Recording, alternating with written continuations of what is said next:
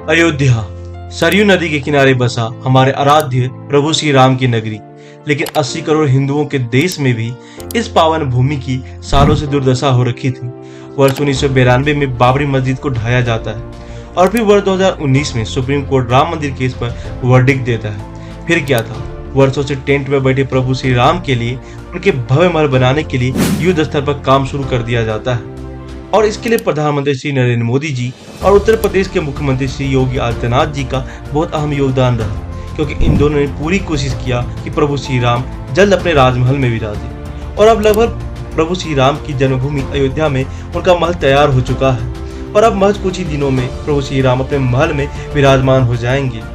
यूँ तो श्री राम मंदिर बहुत ही नव्य भव्य और दिव्य है, लेकिन जनता के राजा मर्यादा पुरुषोत्तम श्री राम की नगरी अयोध्या भी उतना ही भव्य है। सौंदर्यता इस नगर की हर कोने को सुशोभित कर रही है। हर जगह मतलब इतना भव्य से इतना अच्छे से बनाया गया है कि कोई भी प्रवासी अगर वहां पर आए तो उसका मन जो है एकदम भक्तिमय हो जाए। वैसे तो प्रभु श्री राम की प्राण प्रतिष्ठा को भी कुछ दिन बाकी है, लेकिन अयोध्या श्री राम मंदिर के साथ हर तरीके से बदल रहा है। जहाँ कुछ साल पहले तक अयोध्या की हालत बेहद खराब थी, तो वही राम मंदिर के साथ सरकार की नीति भी बदली है। अयोध्या में सड़क, चौराहा, राजमार्ग सब बेहद खूबसूरती के साथ बनकर तैयार है। जहाँ पहले अयोध्या का रेलवे जंक्शन भी इतनी खराब थी जिसे देख हर राम भक्त का मन खराब हो जाता, लेकिन अब जिस अयोध्या जंक्शन का उद्घाटन हुआ है वो इतना नव्य भव्य और दिव्य है जो मॉडर्न भारत में भी पुरातन काल की भव्यता को याद करवाता है। अयोध्या में भव्य हवाई अड्डा भी बनकर तैयार है जो विश्व भर के हर कोने से सभी राम भक्तों को अयोध्या की पावन भूमि की दर्शन करवाएगी। अयोध्या में कई और बड़े प्रोजेक्ट का लोकार्पण हुआ है, साथ ही कई अन्य बड़े प्रोजेक्ट की मंजूरी भी मिली। अयोध्या की तस्वीर पहले से काफी बदल गई है। आधुनिकता के साथ भव्यता को ध्यान रखते हुए नए अयोध्या नगरी को बनाया गया है।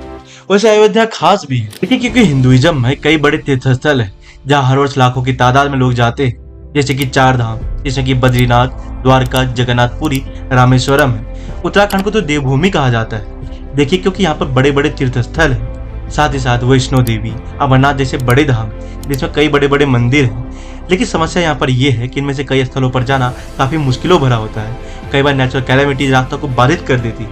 कई बड़े मंदिरों को तब प्रमोट नहीं किया गया है और अलग अलग तरह का बैरियर्स है। लेकिन अयोध्या श्री राम मंदिर अलग है, क्योंकि भारत के उन क्षेत्रों में अयोध्या है जहाँ पहुंचना किसी के लिए भी बहुत सरल है, चाहे रोड मार्ग हो, रेल मार्ग हो या फिर विमान से। हर वर्ष लाखों की तादाद में लोग अयोध्या में प्रभु श्री राम के दर्शन के लिए आएंगे। एंड एटलीस्ट हर हिंदू चाहेगा वो अपने लाइफ में कम से कम एक बार तो यहाँ पर दर्शन कर ही आए। और सरकार भी चाहती है कि अयोध्या श्री राम मंदिर उस तरीके का तीर्थस्थल बने जैसे कि इस्लाम में मक्का और मदीना है और क्रिश्चियनिटी में जिस तरह से वेटिकन सिटी को होलीस्ट प्लेस माना जाता है। और देखिए, आपको इस चीज में ताजुब नहीं होना चाहिए, क्योंकि हिंदूज के लिए श्री राम मंदिर के लिए वो भावना है, वो सेंटीमेंट है जो बहुत ही अकल्पनीय है। सरकार भी अयोध्या को आधुनिकता के साथ सही भव्यता के संगम के साथ एक मॉडल बनाना चाहती है। और हम सब ने सुना है राम राज्य के बारे में, जहाँ राजा श्री राम की प्रजा उनके राज्य में हर तरीके से खुश थे। और अगर नया अयोध्या भी इस तर्ज पर खरा उतरता है तो पूरा देश चाहेगा कि पूरे भारत में अयोध्या वाला मॉडल आए, यानी राम राज्य स्थापित हो जहाँ हर भारतीय खुश हो।